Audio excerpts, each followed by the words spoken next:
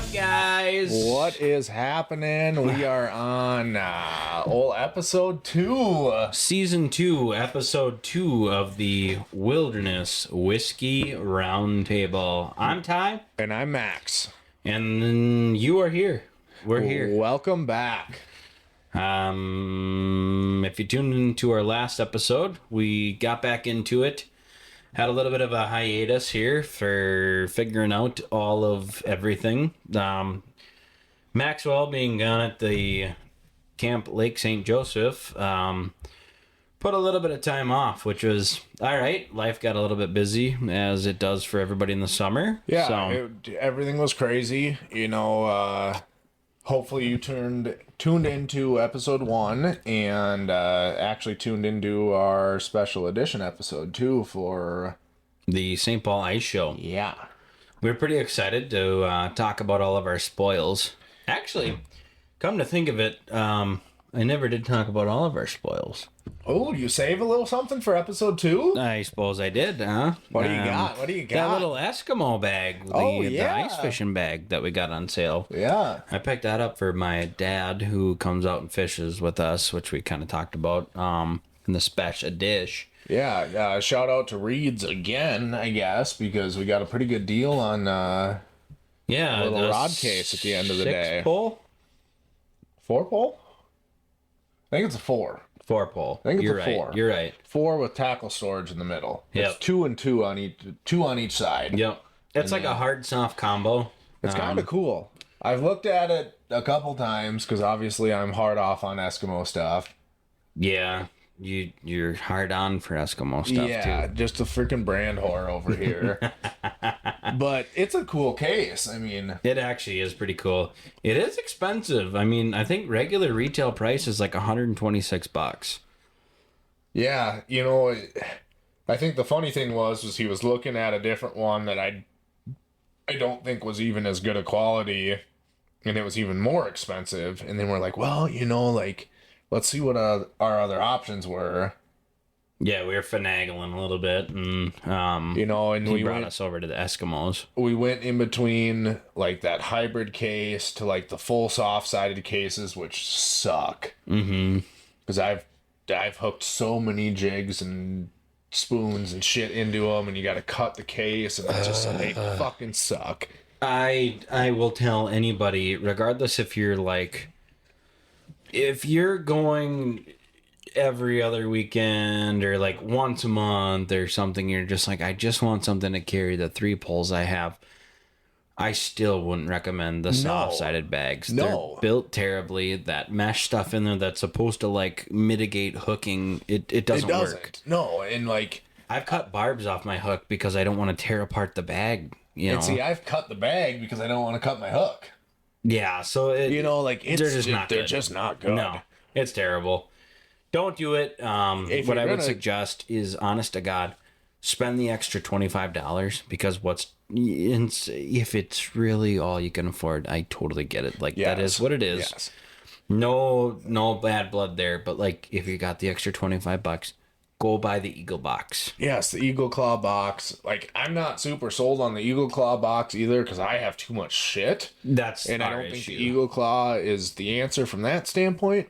But also, I'm going to say, if you don't have the extra $25, you're still better off just throwing it in a fucking bucket.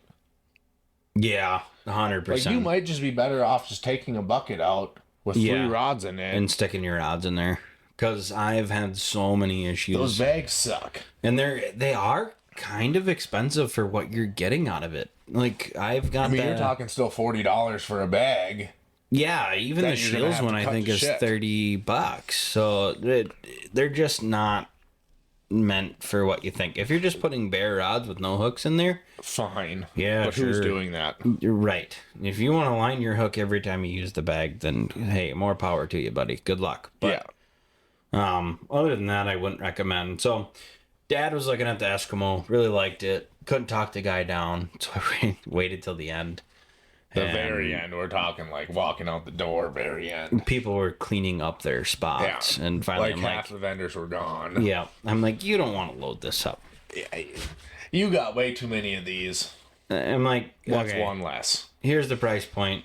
what's your don't want to take it home price? And the guy gave me an extra 25% off. So, which is clutch. Got a bag for $70. Yeah. That's worth 126. Yeah. So, and I think like I said, I've looked at it. I carry too many rods for just a 4-pack rod holder, so it just doesn't fit for me. But for him, I think it's a great answer. And honestly, too, I would argue for what you just said, you just carry too much rods in general. Yeah. When we went fishing last time, we carried the fucking house out with us again. So, well, of course we brought the house with. No, I'm talking. We packed. You're talking the whole house. The kitchen sink was in that fucking sled. No, it wasn't. We condensed down from the last time. I'm calling nonsense, Poopy Pants, because it was like I looked at 4 rods laying on the ice again, and I'm like, I brought less stuff than the first time. Oh yeah, okay. So you're not wrong, but you're still could use some work. Brought too much stuff. I argue what I carry in the Eagle case is too much. Like I don't use all the poles I have now, and I'm like, last year I spent such a fucking an amount of money on all these poles, and now I'm just like, okay, realistically I could probably get away with 3 panfish poles and maybe 2 walleye poles, fit them all in that box, have everything I need at all times, and then just carry on my tackle, which I do anyways. Right. Nobody likes tying tackle, but also it's not that big of a deal. No, and that's the thing too, is like everybody's like, oh, you should have a technique specific rod, and I am so on board with that, especially after guiding for the last season. But yes, I totally get, like, not everybody has to have a dozen rods. Or it gets to be overwhelming. A dozen and a half. Or 2 dozen on the ice with you. With an already cramped situation because we're pulling out a track sled and it's really hard to dig through all your shit to get to mine. Yeah, no, a lot of times, like, we run a 2-front approach. Especially when we're pan fishing, we're running something semi-aggressive and then we're running something semi-finesse. You might only need 2 rods. I'm not going to knock the weekend warrior that doesn't, only has 2 rods, because it checks out. It makes sense. I might have too much stuff. Yeah, it's easy to get there though, because I used to be way more like rudimentary until you and I started fishing pretty heavily together. Jesus Christ, is blaming on me. And I wasn't going to directly blame it on you, but it was like my thought process changes a little bit, because I'm like, well, shit, do I need more because Max is using more? And it's, again, not directly blaming you, but then I'm like, you look at some of these clam guys and like these other guys who are doing this, and they have like a ton of shit with them all the time. But also, sometimes I think just going out and bringing what you need and being able to set up and take down really easily has its own value to it. Yeah, convenience is a huge factor at the end of the day. There's a lot of situations where, we're on a time crunch. Or, more than likely not, we're on a time crunch. We can fish until this time period. You get out for a couple hours. You run and gun. Yeah, maybe that's the time to condense your stuff down. A lot of these guys that we sit down and idolize and watch every day, they're doing it all day. They don't have that, right? Like, they have that luxury of... That's their job. Correct. And, that's not your everyday person. Yes, is it more technically efficient? Technically, when you're talking like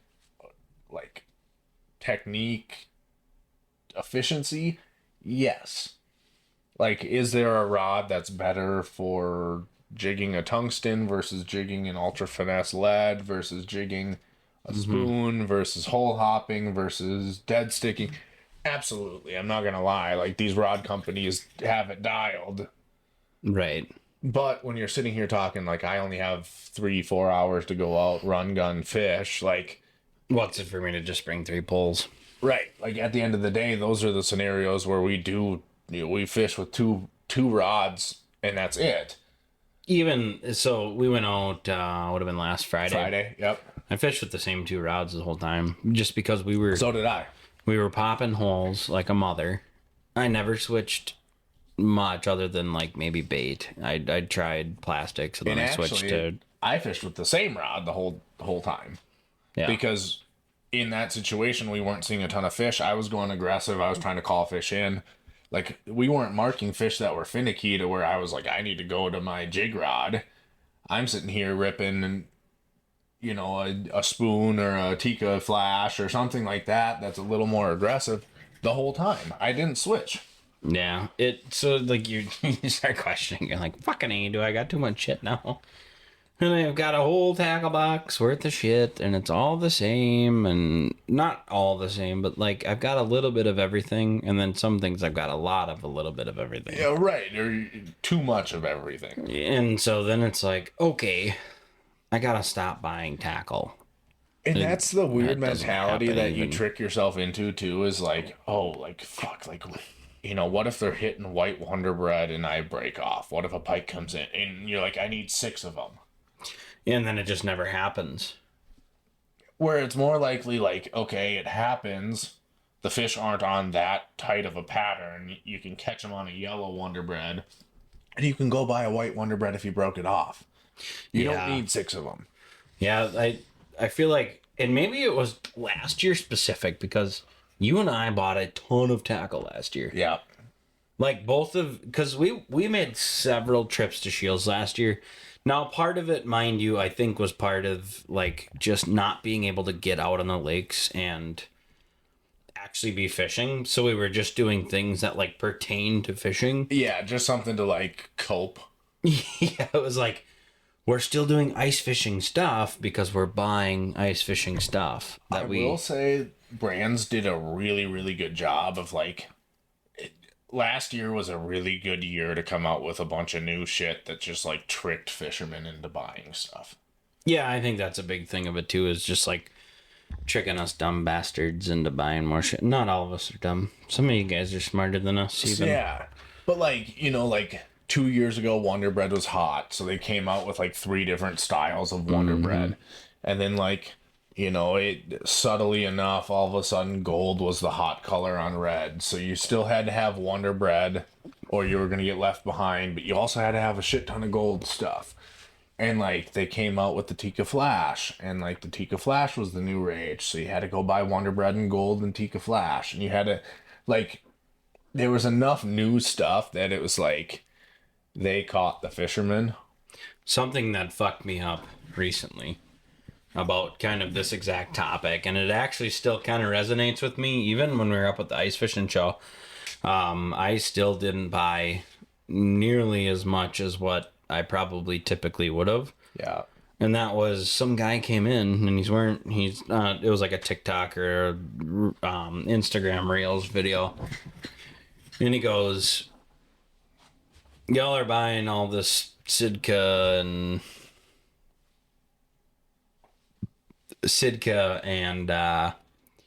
different camo and this and that, and then you're all buying all these different lures and this and that, and it's like, my granddad used to go out in his flannel and a pair of his overalls, yeah, and an orange hat, and he said he killed more deer than anybody ever. And then same thing applied for fishing, basically, is Grandpa used to take some shit from the shed and he would drill a hole in it and he'd put it on the end of a frickin' hook, and he's pulling 26-inch walleye out of the hole all day long. Yeah, you know, I sit and I think about that shit too, is like, okay, yes, not wrong, right? Like, that did happen. There's a lot of tangible evidence of that stuff happening.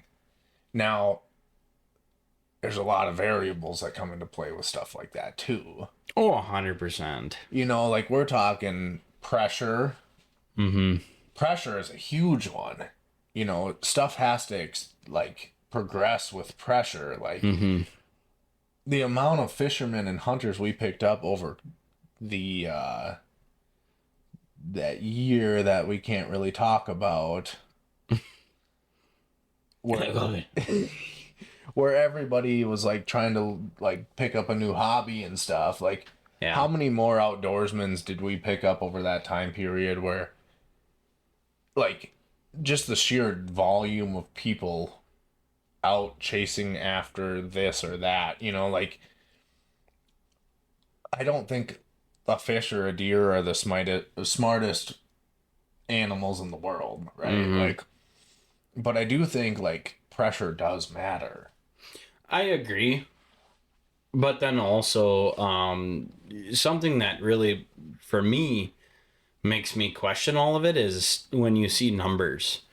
So, like this year, once again, in the state of Minnesota, somebody told me, and I'd never checked it. So, this could be completely wrong. It could be just hearsay. But somebody told me that numbers for deer tags were 10% down. Sure.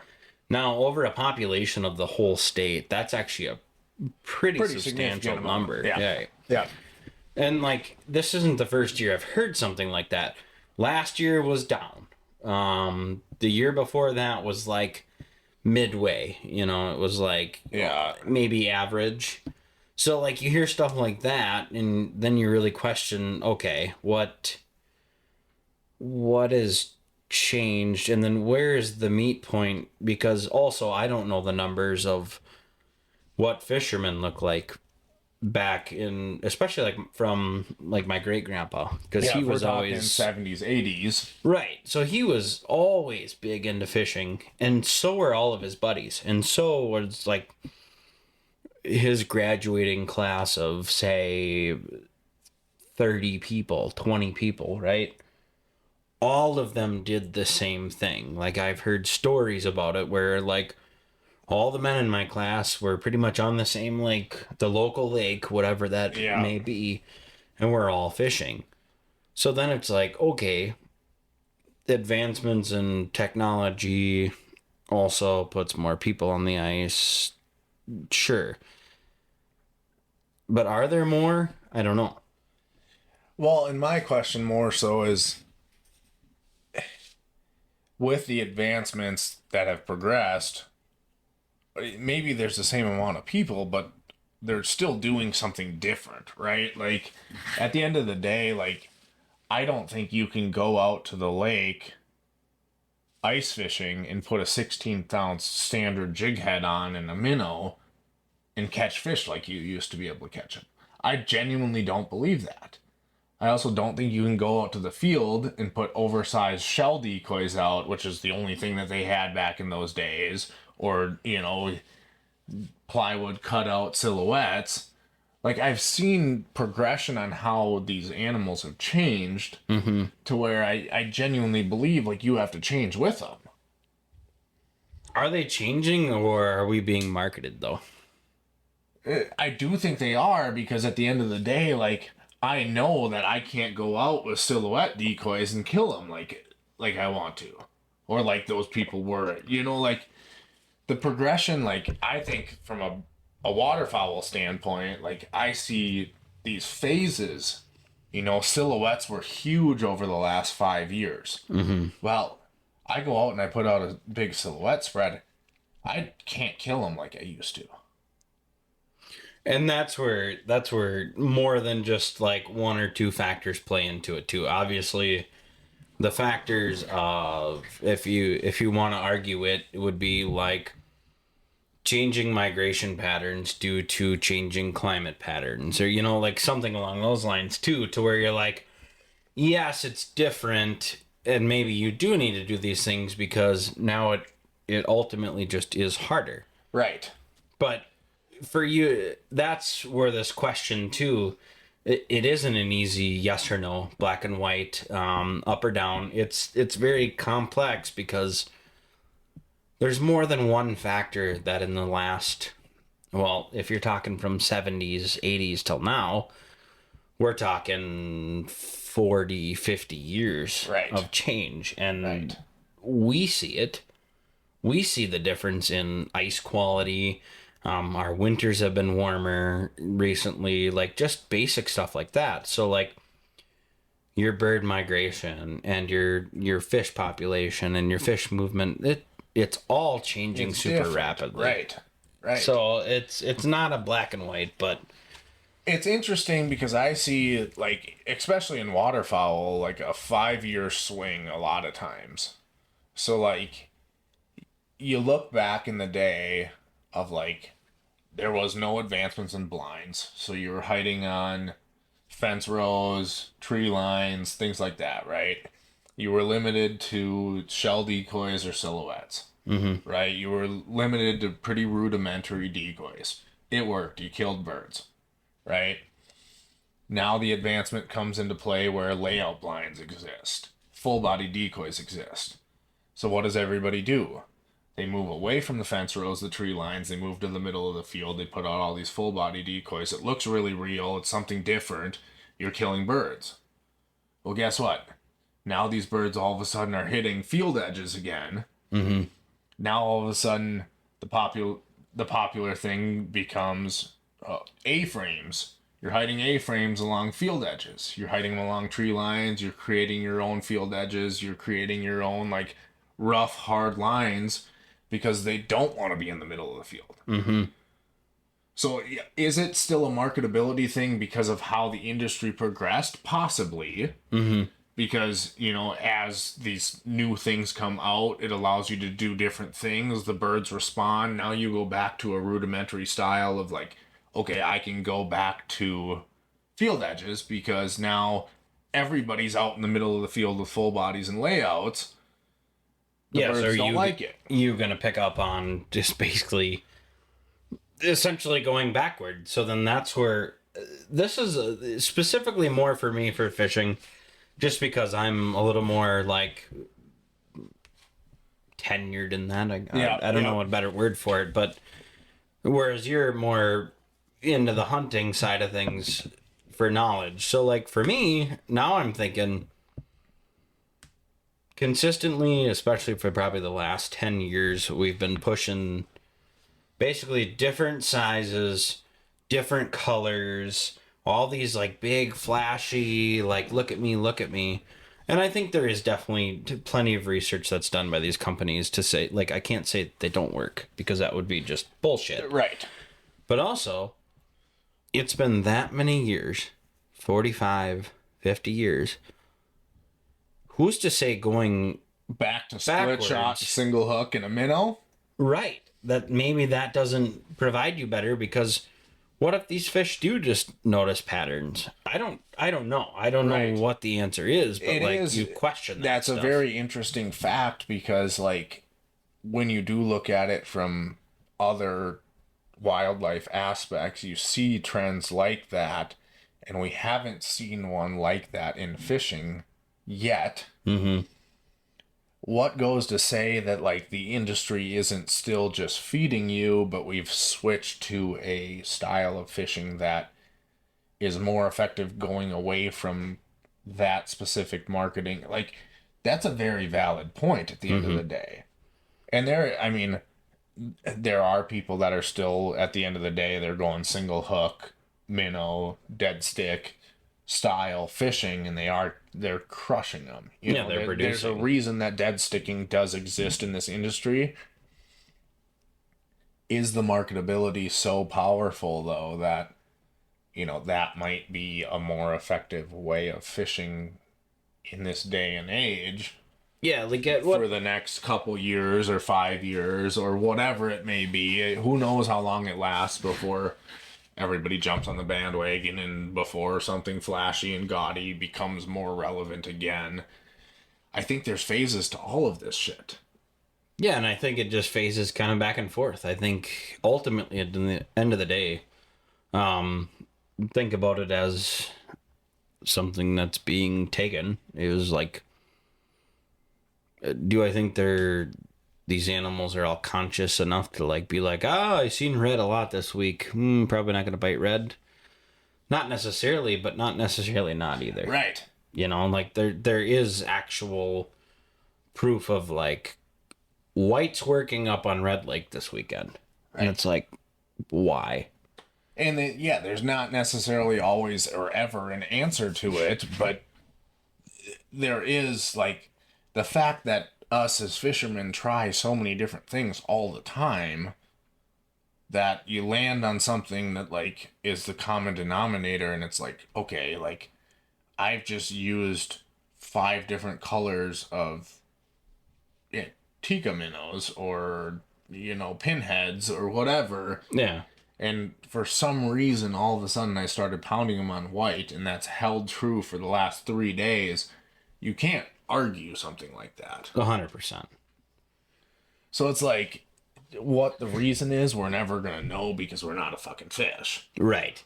And that again, is it just comes down to with anything outdoors. It is all trial and error, but like, when I stop and think about that type of stuff, it's just, my brain kind of goes like, why? Right. Why do I go to Shields and spend $60 on lures every year that sit in my fucking tackle box? Or even like last year was a good example of it. I didn't get fishing as much as I would have liked to, but I got fishing enough to like try all of the new shit that I bought.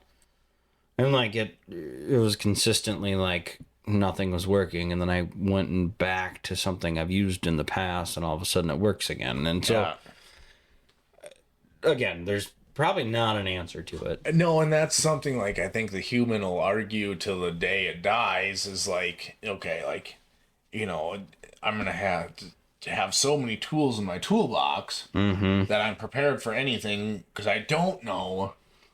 Right. But yet you kind of still land on something that's tried and true, old faithful, like. Yeah, like my cousin still to this day uses, they come with the extra spoon.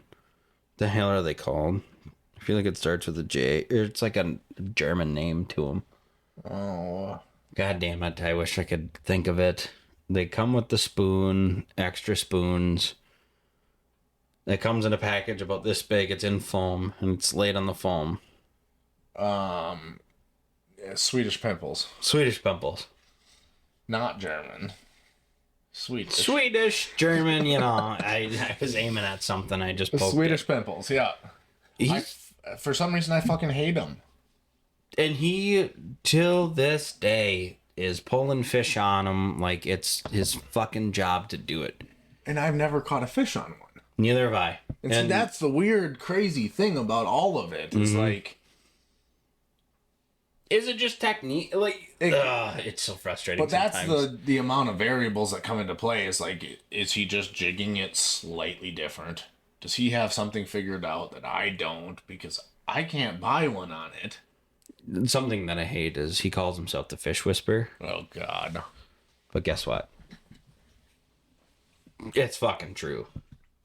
And see, that's crazy. And I hope he doesn't listen to this podcast because, goddamn it, if I'm giving him a big head like this, it's gonna be not fun for Thanksgiving. Yeah, you're never gonna hear that. Hear the end of it. Not at all. So yeah, those are just weird things. And then, like we talked about in the specialty podcast, was like we learned all these different techniques, and then now you start kind of double questioning, like, okay, was I just jigging shit wrong? And so like just proficiently not good at catching fish that day because I was jigging wrong? Right. Very possible. Right. But there's no guide. No, and there's nobody to tell you that either. Like, it's at the end of the day, it's an animal versus a human. And it's all trial and error. And the only other person we can talk to is another human who doesn't fucking know what an animal is thinking. Yeah. At the end of the day, we're all just doing what we think is best. Mm-hmm. And that just might not be the answer for that day. We see it time and time again for everything. Yeah, and a lot of times, too, I think it's like, well, last year this worked. Or, like, years past, I've done this 100 times, and I've successfully caught 70 fish out of those 100 times, you know? And then, so you're like, so this is the answer.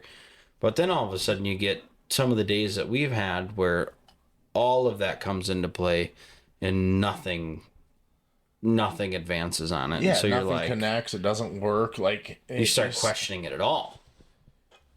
But I also think that's where like all the fun comes into play too. Is like, 100%. At the end of the day, it's kind of by happenstance.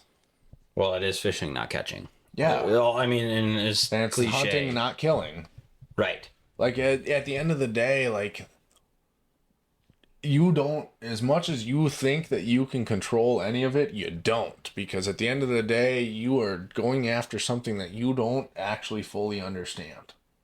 You're right, and a lot of times the thing you're going after is avoiding the thing that's coming after it, which would be us, the predator. You know, we're predators, and they have a lot of evolution to get away from that. Now, fishing obviously is a little bit different because we don't, our lures don't look like pike coming after them, so why they're running away from us, it makes you question shit. But does that, I mean, at the end of the day, when you're still talking like pyramid of life, like, have they come to the realization that sometimes the things that they normally eat are maybe killing them? God, it's, yeah, you that's know a what I tough mean? one. Like, that's 100%. a weird question It's to a good ask, question. but it's like, you know, like, okay, this thing that looks like a minnow might be the end of me. Mm-hmm. Do I just not do it at that, you know, like, do I not do it until I'm 100% sure? And we've come across that. I mean, we've come across the pickiest of picky fish. Oh my God. Like, especially on red, that was a trial and error that. Crazy, you know, and it's like, you start to wonder is like, these things of like, need a little more Devil's River? Little Devil's River, the whiskey. Little Devil's River, the whiskey of the day. The old DR. New bottle find. It ain't bad. It's not bad. It ain't bad. God, we really kicked this thing off with some steamers. Holy shit. This. We dove right into that. So, regardless, I mean, again, there's not really answers for it. It's just kind of the trial and error of it all. And you go see some of these big time guys who consistently maintain on fish at all times, but they're also doing it as a full-time thing. So as you're watching these guys, you have to remember these videos they're putting up, they're showing the best. Yep. And that's the thing too, is like, I've talked to these people, and sometimes there's 2 to 3 days worth of filming or trial and error before they actually get what they want to put out to the public. Yeah, they're doing the same thing we're all doing, which is just trying to get on these things, and eventually it clicks, and eventually they get something that they can put out for us to enjoy to watch. Mm-hmm. But that's not how it's going to be all the time. No. Which just makes the sport better. It's fun. Like, that's half the fun in it. You know, it's frustrating, but it's fun. It's also pretty easy to get in your own head. 100%. Holy shit, man. And that's with anything in life. I mean, I like golfing in the summer too, and the worst time I golf is when I think about how I'm golfing. And I'm not a good golfer. Like, let's just make that clear. But like, sometimes I'm a better golfer than than other times, right? Yes. So we had 2 bad times this year, Monday and Friday of the same week. We had limited ice availability, and we just wanted to get out. Yep. So with that, we went to the same lake twice. And we wanted retribution on that lake too. We did. It was like, we wanted to come out and be like, okay, like, we're not bad fishermen. We're gonna go figure this shit out. And it just so happened that it just still didn't fucking work. Right. And then you're just gonna have that, and it's fine. I mean, I think the whole purpose of it is you're out. And that's important. Like, yes, you don't lose fact of the whole purpose. Like, we sit down and we talked on the first episode about, like, that's our happy place, that's our safe spot. Like, don't lose sight of that, because throughout the week I was just like, God, are we bad fishermen? Right. Are we bad hunters? Everything. Like, should we just fucking not do this because we suck at it? Like, you know, and it's like, no, that's just, like, we still love it.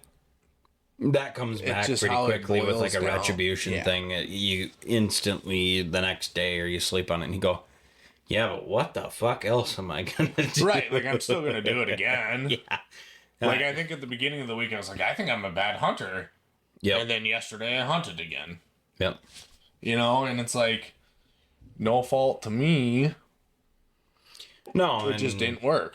We're doing all the things that we've been taught and like things we've learned over the years, and sometimes it's just not gonna work. Right. Like I said, you at the end of the day, through all of this stuff, you're just doing what you think is right, and sometimes it's just not, and that's okay. That's a part of it though, because I tell you what, after 2 dead days, if we get on even just a few fish, those few fish we do catch are gonna mean more to us than if we had just consistent fishing. And you can be in a testament to that just based on your Canada stuff, is because you were telling me you had days where you got sick of fishing. Yep. Because you're just, when you're just wherever you throw it, and there's Just like too easy. it's almost like it gets to a point where you have days where there's not really a strategy. Well, then you lose that aspect of it being a challenge. And I think that's why a lot of people do this, is like for the challenge. Yeah. It's a hell of a lot better than sitting on your couch watching fucking TV. And so, yes, we've had 2 rough days fishing on both the days we've gone out. But ultimately, for me, at the end of the day, that just makes me go, okay, we're going to push a different lake. We're going to push different tactics. We're going to use different baits. And we're going to just try again until we get, the end result that we want. But see, that's where companies play on 100%. like the fact of like, okay, like, do I need to do something different? The first thing you fucking go to is you go to the tackle store. Yeah. You're like, oh, these didn't work. I get fucking burned on a few birds. The first thing I think of is like, I need more realistic decoys. Yeah. I need to go to Dave Smith's. And it's like, that's where the market's kind of got our human nature cornered. And maybe it matters, maybe it doesn't.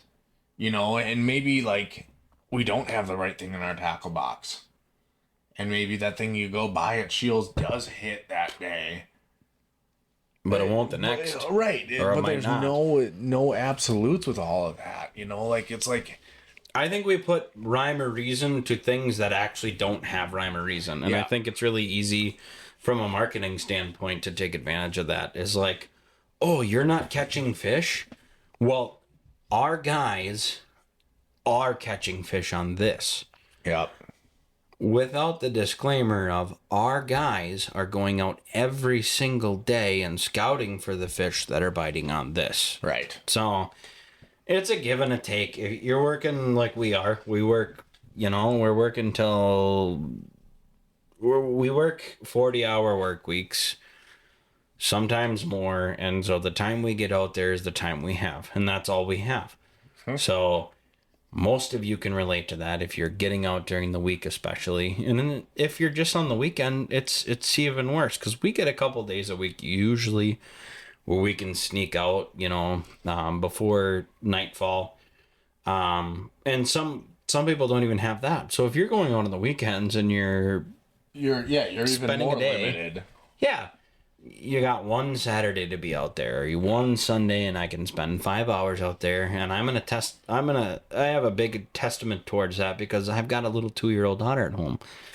So for me to like leave my wife, with my daughter for a whole day on a Saturday, Sunday, or even at the work week time, that's still hard, because you ultimately want to be there. So it's like you're pressed for time. And then if you're not seeing results, it can definitely become frustrating. And then you see these things where it's like, Jason Mitchell is catching 100 crappies on blah, blah, blah rig, and you go, God damn it, what am I doing wrong? This is stupid. What? You just have to remember, like, these guys do it professionally and on a day-to-day basis. Well, and two, like, you're not there, right? Like, at the end of the day, like, so-and-so might be catching them here on this, but we're here experiencing this, right? Like, it's everything, like, you watch all these videos of all of these people that we look up to and these famous people in the industry, and it's like, okay, like, yeah, they're deer hunting in fucking Nebraska right now, and they're killing them this way. Or, like, Joe Heinz is up in Fergus and he's killing them this way, or you know, Jason Mitchell's in Devils and he's catching them this way, and it's like, okay, but that's not this scenario, right? Like it's all situational at the end of the day. Where you're at, where you're fishing, where you're hunting, what you're hunting with, what you're fishing with, it's all just circumstantial. And then you throw weather into the mix, and you throw, like, there's so many variables that come into play, and we're all basing it off of the things that we watch, and it's like, okay, like, yeah, so-and-so is doing this, I should be doing that too, and it's like, okay, but it doesn't necessarily correlate, it doesn't apply. Right. Right? Like, I sit down and I was up in Fergus and we smashed the birds up there, and I come home and I try to replicate something similar, and it's like, okay, but I'm not shooting Fergus birds. Yeah, you're just not there all the time. So right? And like, you have to mitigate for where you're at, what your situation is. And at the end of the day, sometimes weather and this and that, it just aren't going to add up. No, so you're going to have a shit day, and that is what it is. Like, to compare, like, Devil's Lake that has this structure and this amount of fish and this population and this style, and, like, take it to apply to a southern Minnesota lake that doesn't match up. That's, you know, you're on a fucking mud basin lake and you're catching roaming fish, but you're fishing a weed line structure fish. Like, it's not the same. 100%. You know, so don't beat yourself up over stuff like that. Like, it's all different. Yeah. You just maintain, and you're going to have shit days and you're going to have great days, and I think that's what we all come back for at the end of the day. If you caught fish every single day, every time you went out, it's probably not going to be as fun as if you do have a little bit of a lull. Well, and it's not just an excuse, it's like experience over the years, because I can remember several times, even as a kid, getting into ice fishing specifically, was like, we were sitting in my cousin's ice house, and we would sit out there for 8 hours sometimes. And after 8 hours, we would have 3 fish in the house. And as a kid, I didn't really understand it as much as I do now, just because, like, you were almost bored, I guess. Yeah. But even then, it would, like, I would maintain more than my brothers would even, but, like, I've got that resiliency to, I know this is what makes me happy, and so regardless of what I'm catching, hunting, blah blah blah, end of the day, I walk off and I'm like, yeah, we didn't catch shit, but, like, this still for some reason beats sitting on the couch watching some show that I'm mindless watching. And if that's your thing, there's nothing against it, but for me, that works to fill my cup. Yeah. I think it's something about the chase more than it is the, like, end result. Mm-hmm. Right? Like, at the end of the day, like, we're all chasing after something. Mm-hmm. And if you don't hit it, you want to chase harder. And if you do hit it, you want to chase it again. And, like, it's just, at the end of the day, it's all about the chase. It's the chase of, like, can I do this? Can I outsmart these fish? Can I outsmart these birds? Can I outsmart this animal? Can I, like... And then, too, there's something to be said just about the resiliency of, like, ourselves. The fact that we go out in negative 5-degree weather and we're sitting in the ice chasing after these fish, or we're sitting in, you know, even 10-degree, 15-degree weather, and you're sitting in a deer stand for 4 hours. Or, yeah, like, real feel laying in a layout blind, a negative degree. Like, there's something to say about it. Like, even if you walk away with nothing, you go, yeah, but I still laid there in this blind, or I still sat there on that ice, and I gave it my all. And ultimately, like, in a sense, like, I don't want to say suffering, because to me, that's not how I feel. I don't feel like I've ever suffered through an experience like that. It was just, like, more like I conquered it. Endured it. Right, endured. Yeah. That's a better word for it, for sure.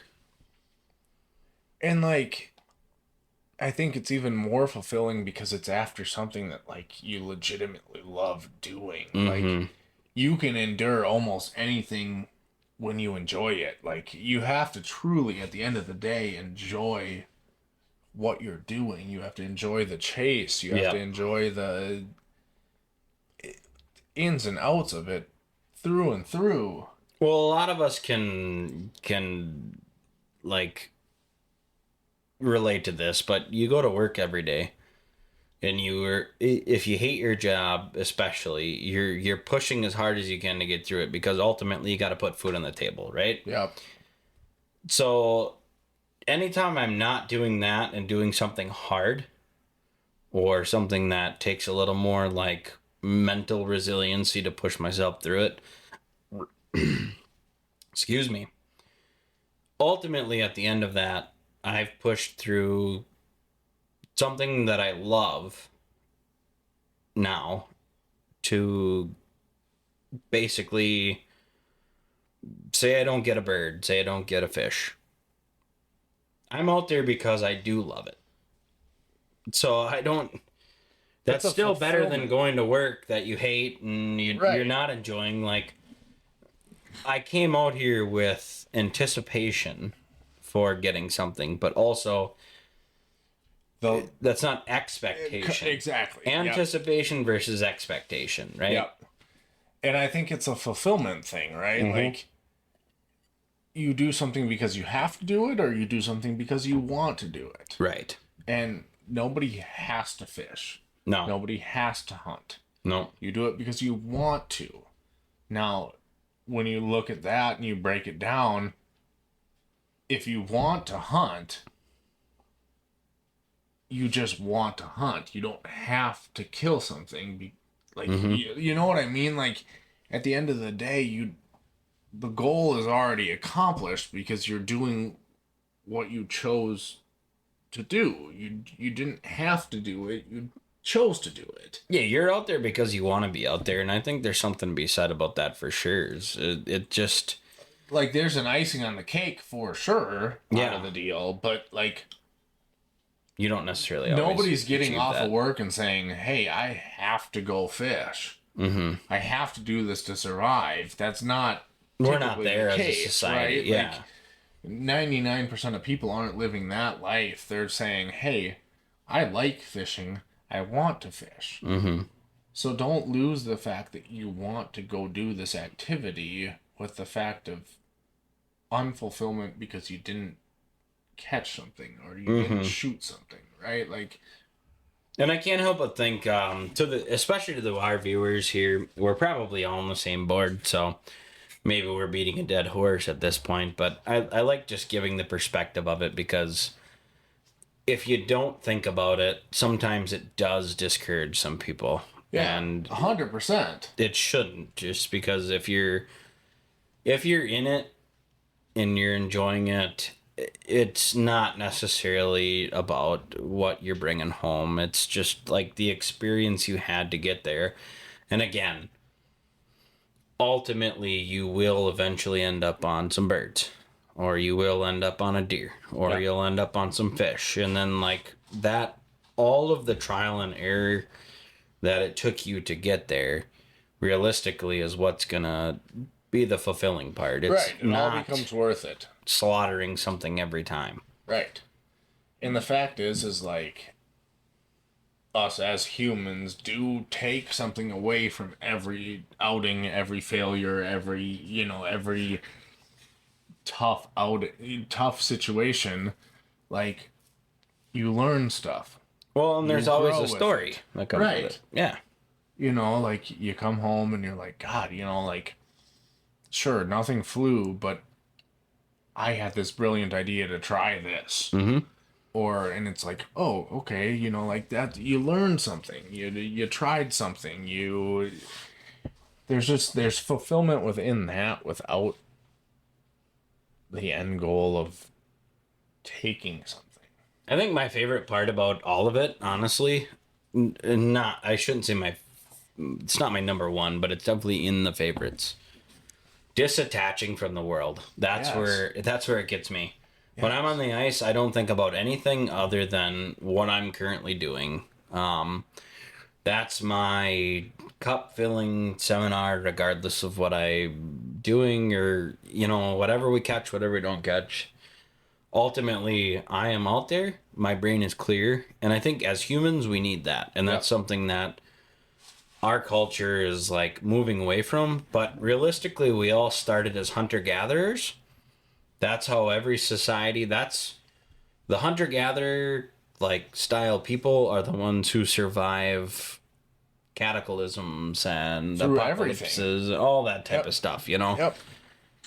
Those are the people and cultures who maintain throughout of all of history. If you look at any of it, that's the people who maintain. So I think we still do have that primal part of us that once you're out there, it kind of activates it.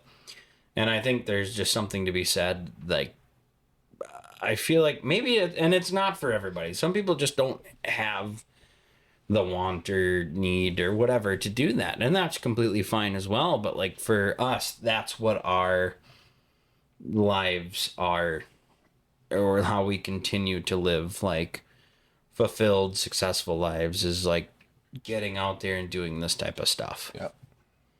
And yeah, I think that at the end of the day is the most important thing, just to not lose sight of that. Like, it's easy to get wrapped up in the fact of like, oh, you have to have something successful to show for it at the end of the day. And it's like, no, like at the end of the day, like when you look internally, it's like what you just did was so peaceful for you. Mm-hmm. It was so cup filling. It was so rewarding just to go do it, regardless of the outcome. I think stopping to actively acknowledge that is something that's pretty important, especially for me. Went through some tough shit in my own life, and some of those things were what kept me going, is just because you have to be in, whether or not this is triggering words for people, or like, sometimes it puts a bad taste in people's mouths, but realistically, like, mindfulness is a real thing. And so like if you can stop, even if it's for 10 seconds, and I make it a point to do it every time I go out hunting, fishing, whatever it is, and I take a breath and I kind of just look around and enjoy my environment of it. I really do. It's a perspective thing, right? At the end of the day, like, it's like, once you sit back and acknowledge like the peacefulness and the lack of concern and the emptiness that goes through your, like, you don't have to worry about anything, and you don't. Yeah. You're in just the moment. Yep. You're here. And that perspective, when you sit down and think about it, like, maybe you don't think about it in the moment, but you sit back and you think about it and you're like, God, like, did I worry about a bill, or did I worry about this? Or, like, I just was there. Yep. And that's the important thing out of all of it, is like just understanding that is such a safe spot. Yeah. If you haven't done it, honest to God, take my word for it, don't. Whatever. If you think it's frou-frou, whatever. I'm not frou-frou, but that shit helps. If I just take a moment, even afterwards, and go, God damn, the wind blowing through the trees, it was cold out there, like, you're almost in like a more primal state, and you just kind of stop and enjoy it for 10 seconds. I guarantee you'll walk out of whatever hunting, fishing, whatever you're doing, you're going to feel a hell of a lot better. And I use it all the time. Yep. It's fun, and that's what it's supposed to be. And we all seem to kind of teeter away from it just because it's really easy to get your fix on literally everything else, whether it be our consumerism or just, your Instagram feed and shit like that. But realistically, your day-to-day life, or your whatever. Like, I won't pick up my phone, generally speaking, unless I get a phone call. And usually, like, my wife is about the only one I'll answer when I'm out doing any of this. And to me, that feels so good. So think about it. It's something that should be thought about, and it's something that's not talked about it enough. And again, we're not psychiatrists, psychologists, whatever, but it works really proficiently for us. So something to think about next time you're out. It's for fun. Don't forget that. Don't get frustrated. Don't snap your poles. Don't snap your golf clubs. God damn it. Don't snap nothing. Don't throw your gun in the garbage, whatever it is. It's for fun. We do this for fun. The podcast is for fun. Filling cups. That's all it is. At the end of the day, that's all we're doing. And, like I said, at the end of the day, we're talking to like-minded people. If you're listening to it, you more than likely can relate. This is maybe a different style of podcast than we normally do, and this is we got pretty deep on this one. This actually, is deep. Like, this is big on mental health. This is like big on cup filling, and like I think that's awesome. And we don't have a ton of stuff going on for us right now. We're in a slump fishing. We're in a slump hunting. But when you sit back and you have these conversations and you think about these things, you realize that it doesn't matter. Yep. So I don't care that this is how the podcast went. This is important, and I think people can relate to it, and I think that's awesome. Yeah. So take it as it is. Take it however you take it. That's our perspective on it. We didn't even plan on getting this deep about it, but honestly, it really does just apply to more people than they think. And you can think it's frou-frou, you can think it's this and that. I'm not telling you to hug your buddy every time you see him or nothing, but here we go. There we go. Right there. It's important that you're just doing it to do it, not the hugging, just the hunting, fishing in general. No, and it's spending time with like-minded. Yeah, man. I mean, when you can get to that point, it is so self-rewarding and self-fulfilling. Like, when nothing else matters. Did we talk about your Fergus hunt last time? I don't know if we did. Because you got your first banded goose, right? I did. That's awesome. Over 10 years, and I got my first honker band. Big band. Big bands. Big band nerd. Bands will make bands your dance. Copyright to you, right? No, that was kind of cool. I mean, it went down. So there was a small flock that did it on the right side of the pit, and me and Max, the other Max, were the only two that shot at it. Two Maxes. And the way that the birds were picked up, we weren't really sure whose was whose. We were kind of sitting here. He's like, "Oh, I think I shot that far bird." He was the far right. I was kind of towards the middle a little bit more. He didn't really know how they fell and everything. So we did a coin flip for it. We were the only two that shot. There were two dead birds. We knew that. And I came out the gate. It's tails. I said, it's going to be tails. Flipped it, tails. And then, of course, Max goes, "I think you shot that bird anyways." So that coin flip probably didn't even matter, but I won it anyways. I think I got my bird. I mean, at the end of the day, we were kind of both in agreement that probably was mine anyways. It just so happened to be that it was, that bird. But you were meant to get that bird, man. It feels that way. I mean, you won the coin flip, you hit it, you shot it. You do question, the whole group rings out on a bird. And yeah, nobody knows. Right. But when you got only two guys and the other guy's yeah, I'm pretty sure that one wasn't mine. Mm-hmm. It's okay. Yeah. It feels like it was supposed to be.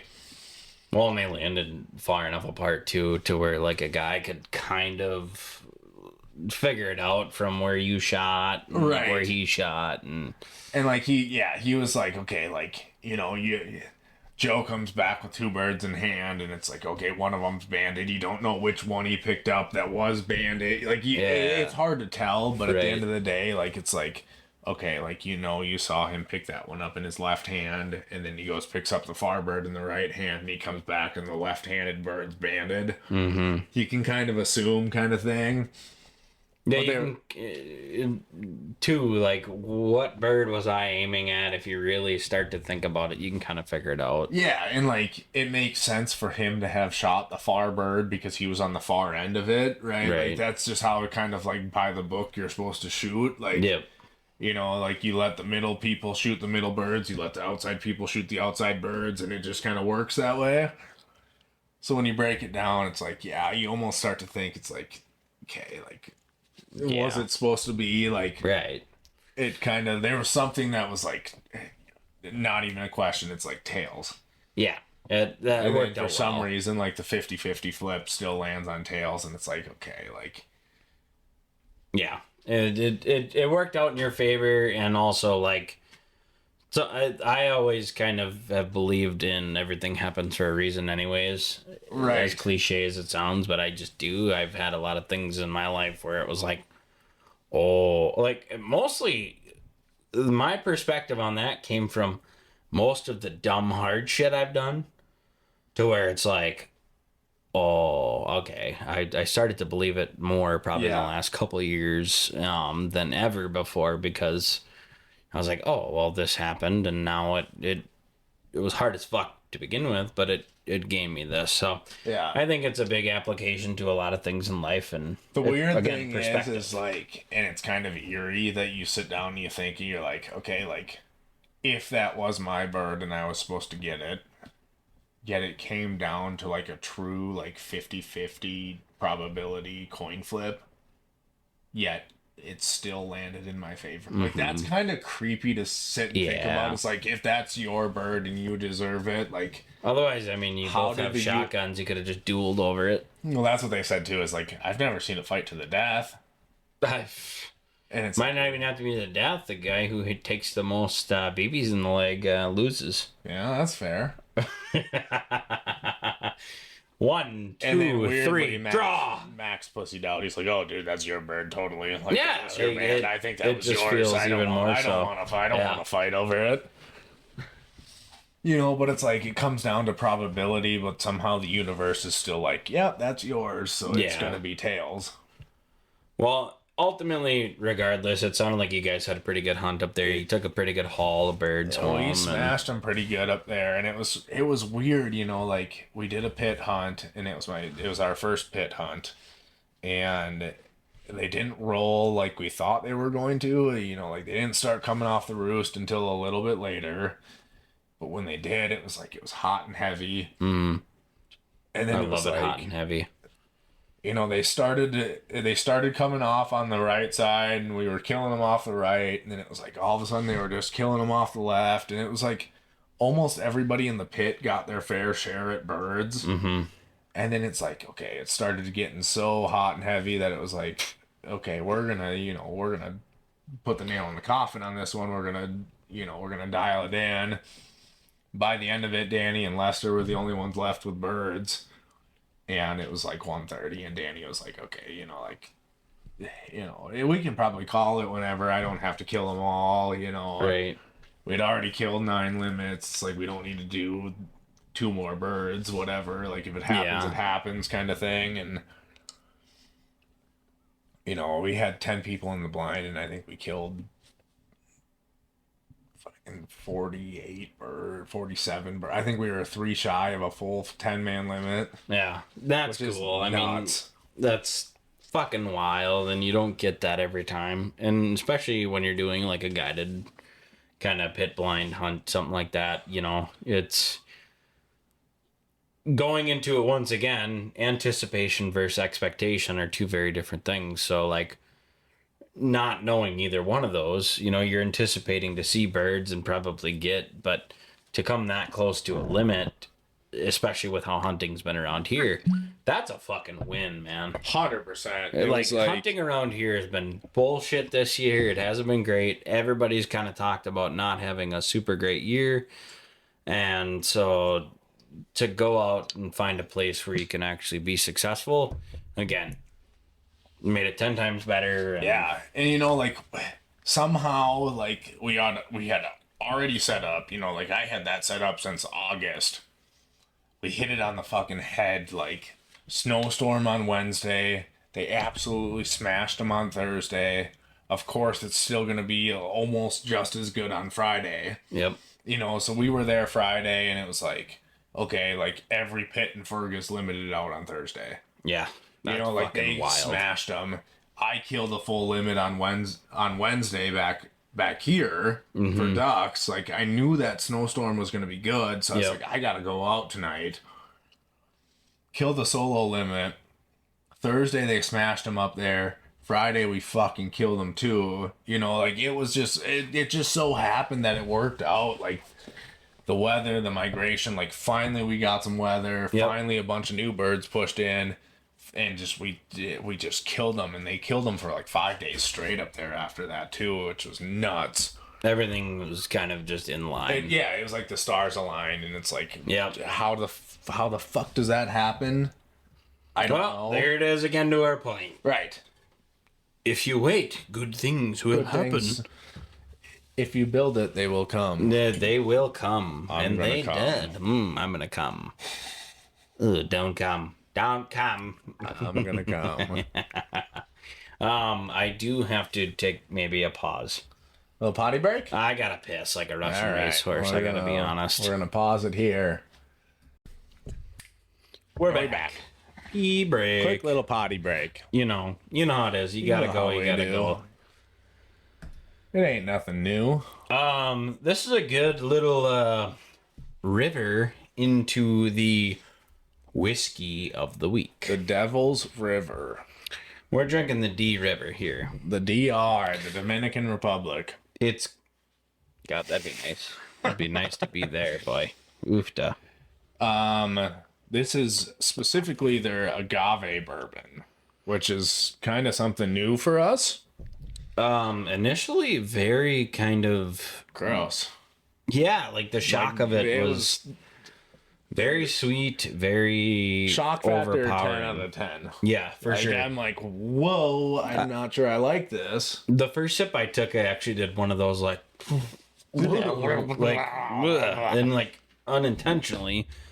But then the second drink came along and I said, you know, this ain't half bad. It's actually like weirdly kind of okay, like kind of pretty good.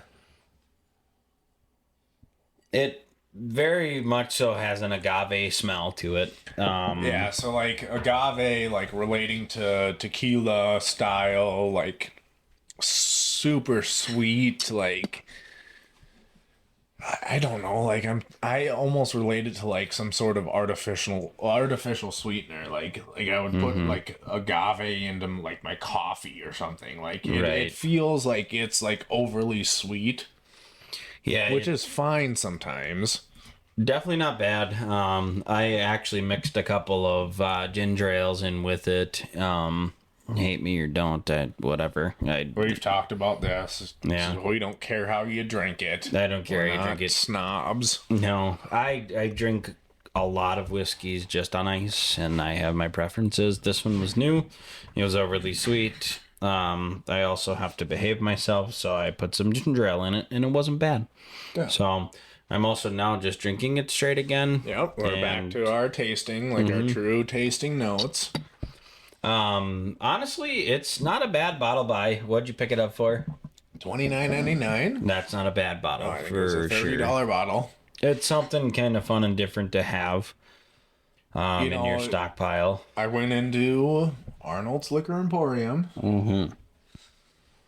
the old Janesville liquor store, and I was a little bit skeptical on the fact of like we've done a lot of bottles from town here, and I was like, God dang it! Like I don't want to do a repeat. You know, we're kind of like starting to This is our 13th episode, 15th including our special edition episodes. Yep. And I don't want to repeat anything. Right. So it's hard to not. Yeah, especially at our so bottle many price. things, and like you know, when you take into consideration budget and stuff like that, like you know, we're not. Well, we spent all of our money at the fucking ice show. Yeah, so we got to be kind of conscious about what we're spending our money on. I am more than happy with $30 for this, especially after it kind of like settled, and it's like. It's pretty fucking good now. It is. We've drank a good portion of the bottle. We did drink it on our specialty podcast too. So, I mean, we're not complete soaks, but if the wives are listening, we actually haven't had more than a glass. Yeah, it's just one. Yeah, it's one big glass. It's one giant big glass. No, it's good. The agave is very, very it's interesting. Heavy in it. You can definitely taste it. It's not your traditional like bourbon to where you get that kind of sweet up front, burn in the back. It's more kind of sweet all the way through. Yeah, not too much of a burn. It never cooks you out. No. I would recommend to a friend. My recommendation to a friend would probably be like a 7 out of 10, 6.5, 7, somewhere right in there. Yeah. It's not my favorite bottle of bourbon I've ever had. Is it bourbon? It's agave bourbon. Yep. So I don't know if that's like maybe a new concept or something, but it's definitely very good. It's kind of plain. I wonder, like, you know, you get all these bourbons that do like barreled in red wine. You get them barreled in all these different things, and it's like agave's kind of new. Yeah. So it's like you wonder, like, if you start to see these tequila companies tipping into, like, okay, like, I'm going to cross-brand with a bourbon. Well, there's so many things now. I mean, we've tried them, too, where, like, bourbon aged in wine barrels, stuff like that, too, which I still have yet to find one that I'm like, oh, my God, write home about it. Yeah. Because I've probably had 3 of those types of bottles. Picked that one up. Like when you start going to super big spots, like you go to like a Total Wine, it's almost overwhelming. I do love going to those places though because it is overwhelming. You can spend an hour a lot in of there. options. Yep. So like that's usually where I'll pick something like that up, and the 2 out of the 3 were okay, and then I know I've had a really bad one. So I think that's a big thing right now in the market is just like trying it with things that traditionally weren't in bourbons or whiskey in general. So So this one it's an 1840 Devil's River agave bourbon. It's only 80 proof, which makes sense why it's not super spicy, and then you slap the sweetness on top of it.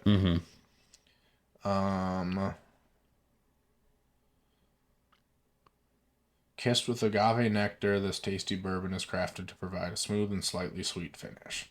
I would argue that it's a pretty heavily sweet finish. I mean, like I said, it slapped you in the face at the beginning. It was like, whoa. Like, the first whiff of it was like, holy shit. Like, I don't know if this is going to be any good.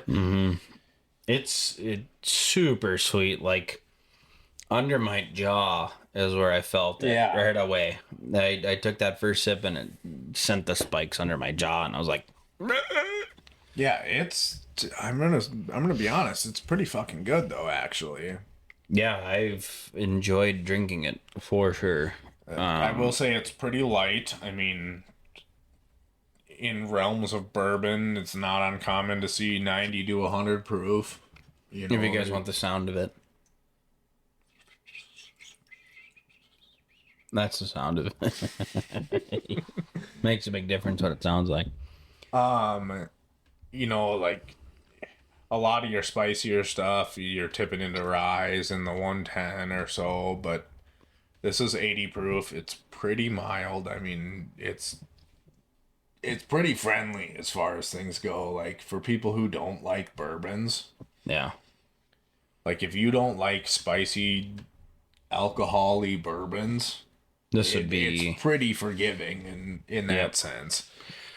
I feel like we should read through the tasting notes. Just because we have in the past. Yeah. So, as far as Devil's River's website goes, color says rich golden amber with honey highlights. I would agree 100%. It's a very light bourbon. Your darker stuff tends to be hotter. It tends to be a little more aggressive. This is very, very friendly as far as the color goes.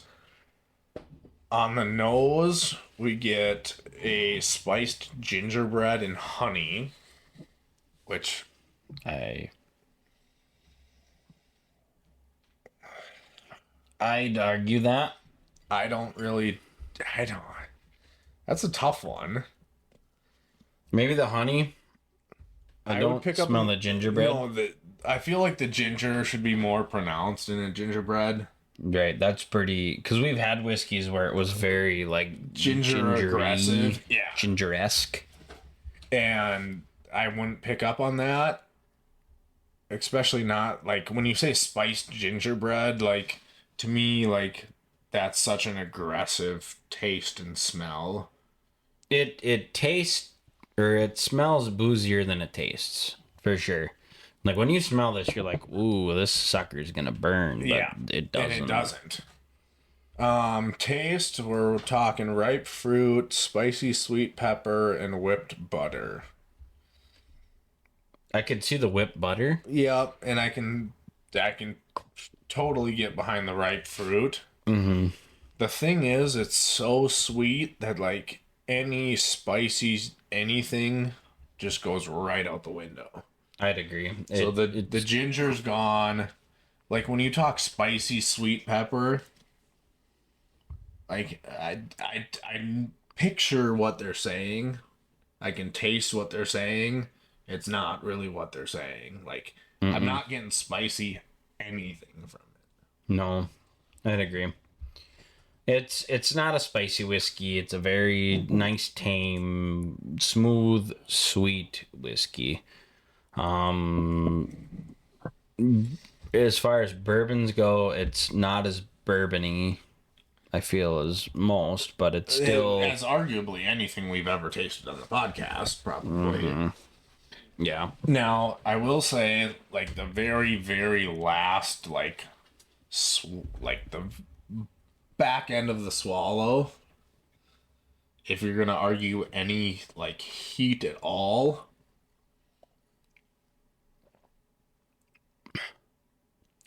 There's the slightest bit of, like, finished heat.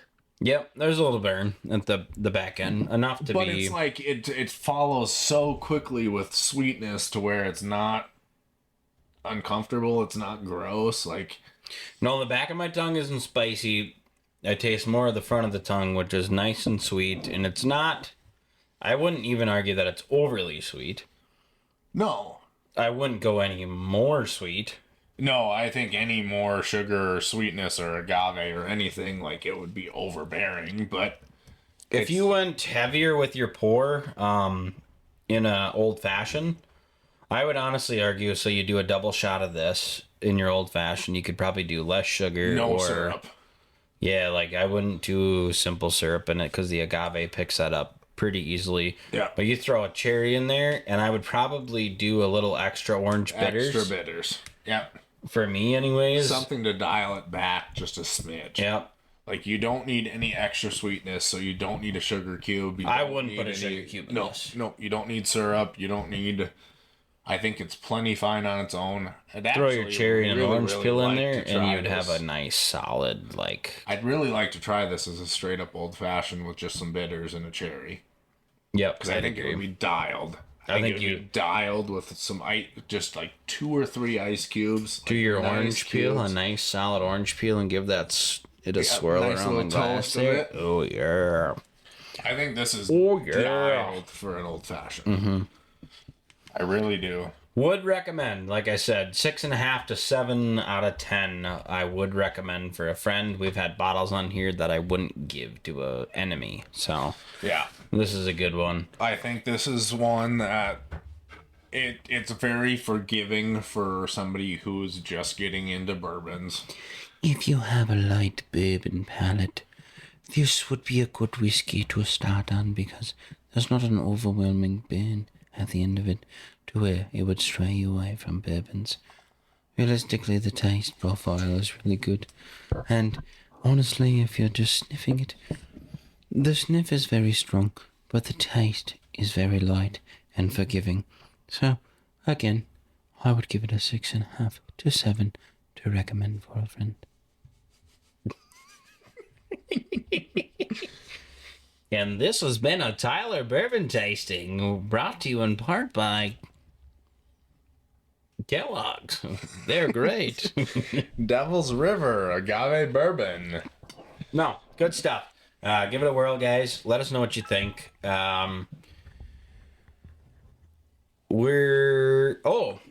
Something we missed on here throughout the cast is you got a bow.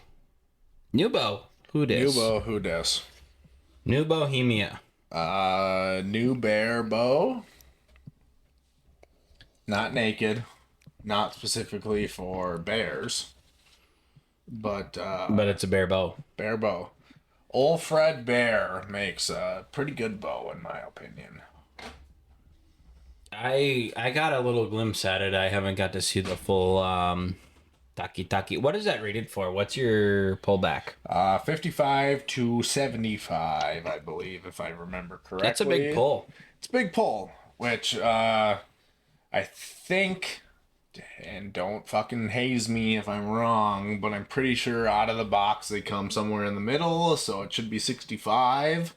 Oh, man, you're getting paddled. I might be getting freaking paddled. You're getting hazed. No, boy. It feels about right. Oh, that's good then. So, I mean, if you can out of the box pull back a bow and be content with it, that's not a bad bow. My thing is like, one, I would like to pull on the upper end of pretty much anything. I mean, at the end of the day, you get more kinetic force with more drawback, right? Like, I mean, at the end of the day, in a perfect world, you're pulling back as heavy as you can pull back. Mm-hmm. I feel pretty content with where it came out of the box, which is awesome. This bow, so I got the Bear Adapt 2, which I got the Ready to Hunt version, which I kind of regret because, so I was shooting a Diamond Liberty, and the Diamond Liberty is very forgiving and very flexible to where I can hand it down to my wife. Mm-hmm. And I was kind of hoping that I can take all of the accessories off of what I was shooting, put it on the new bear bow, and take the bear bow accessories that came Ready to Hunt and put it on the Diamond. Well, the Diamond is 10 years old. Now you fucked up. Yeah. So the bear bow has Picatinny rails, and the accessories don't fit on the Diamond. Picatinny rails. Picatinny. So I wanted to put my accessories off my Diamond because I have a Garmin sight and I have a nice drop rest and all of this nice stuff. But the stuff that came off of the bear bow doesn't go on the Diamond, so I'm gonna have to get some new stuff for the Diamond. It's no big deal, but yeah, it sucks when you're kind of anticipating something to still maintain what you had, but the thing is like the progression of bows has changed and we've been outdated. The Diamond is still a great bow. That's what you get for not feeding into all of the shit today. Yeah. Well, You should have just bought a new bow every like 2 years. Should have bought a new bow every 2-3 years. Yeah. So Danny's going to shoot the Diamond Liberty. I'm going to put a new sight and a new rest on it for her. I'm going to put the Garmin sight on the bear bow. Will it work? Yep. Yep, I got all that stuff on it. So I got my drop rest and my Garmin sight on it. Is that new or is that from the old bow? The Garmin stuff? Yeah. That's from the old bow. Oh, okay. So it's only about a year and a half old. But, well, then you're good there, I guess. Yeah, and like maybe you can. Okay, so if anybody's looking for some bear bow accessories, Max is going to be your guy. Yes, if you have Picatinny mounts and you want a 4-pin sight or a whisker biscuit, let me know. These all sound like made up names, but it's fine. Whisker biscuit.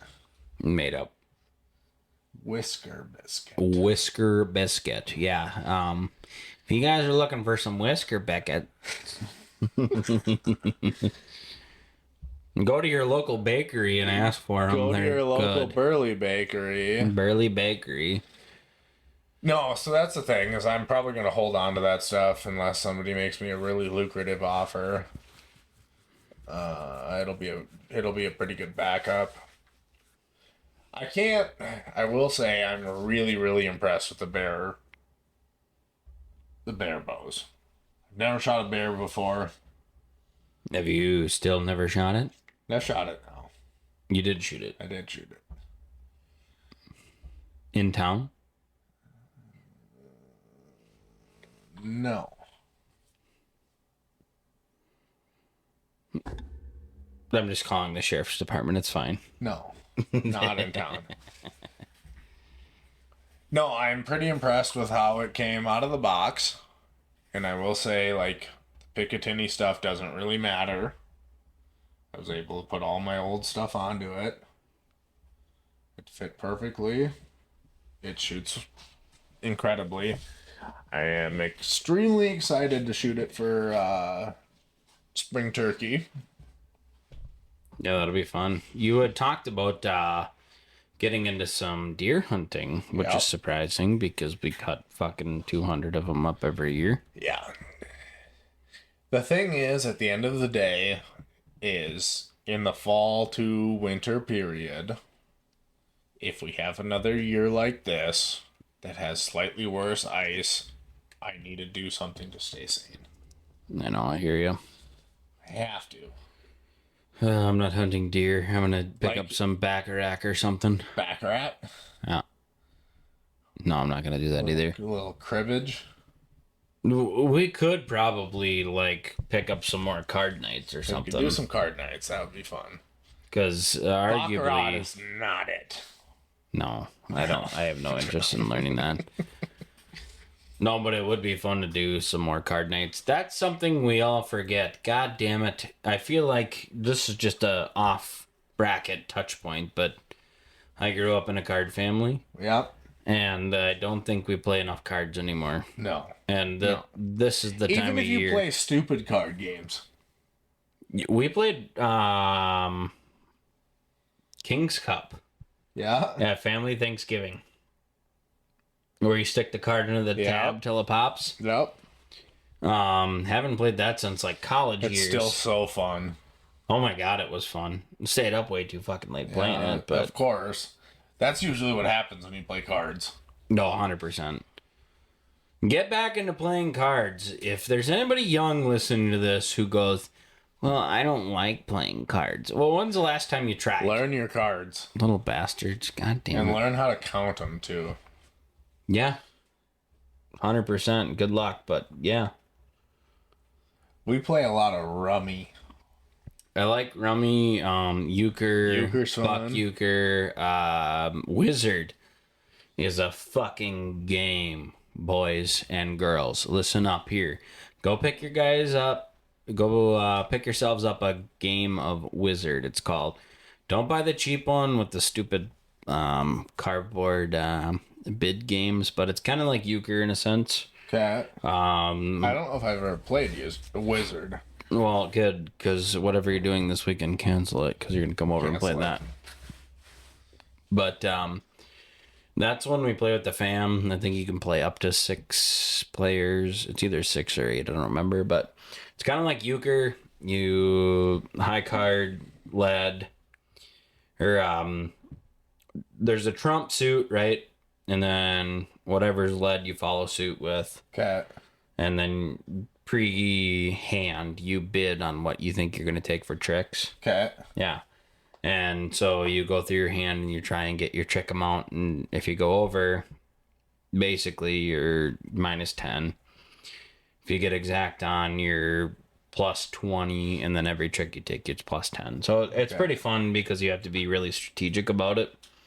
That's a super fun game to play, especially if you do like euchre, because that's a euchre-esque game. Euchre-esque. Euchre-esque. Euchre-esque. Man, we kind of touched on everything we got for right now.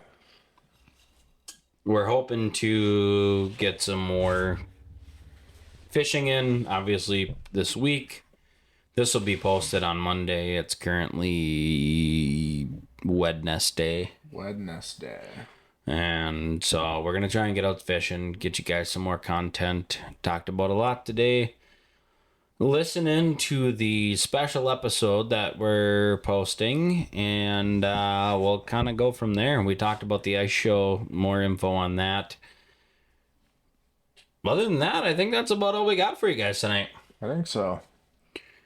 We appreciate you guys listening, as always. Tune in next week for some more fun stuff. If there's something you want to hear, let us know. Got a lot of socials. Burley Outdoors is a really good way to get a hold of us. Otherwise, I don't even know. We're in this, and I have no idea if you can comment on Spotify or any of that. I would think so. We got our YouTube videos up, so yeah, we'll try and kind of check in on that. Comment, follow, all that good do stuff. Your thing. I hate being the guy to even say that, but we don't know what we're fucking doing. No, we have no idea. It's fine though. We're having fun. So if you like it, listen and tell your friends. Again, we talked about it in our specialty episode. Check out the Heroes. Hometown Heroes Outdoors. Yep, Hometown Heroes Outdoors. .org. It's a pretty cool thing for like vets, first responders, all those types of things. It's a really cool program. Check back on our last episode. We talk a little bit more about it, but it's definitely worth the look into. It's a really cool program. It's something that I feel semi-obligated to talk about again. Like, just check them out. What they do is awesome. If you haven't listened to our specialty episode from the ice show, check it out, because it is really something really cool that they're doing. We highly encourage anybody who can support them to do so. And just, I mean, what they do is really special. They're taking these guys out hunting, fishing, hiking. They're just getting them outdoors. People who relate to other people who have gone through some hard shit. And so as outdoorsmen, it's just something that we can all kind of adhere to. We all know it's our peace point, like we've talked about. So give them a look. That's the hat I'm wearing currently. I picked it up only to support them because, again, I said this in the last one, but if my wife finds out I bought another hat, she's gonna shoot me. So we store it back here. Yeah, back in the little hat that way back there in the little closet.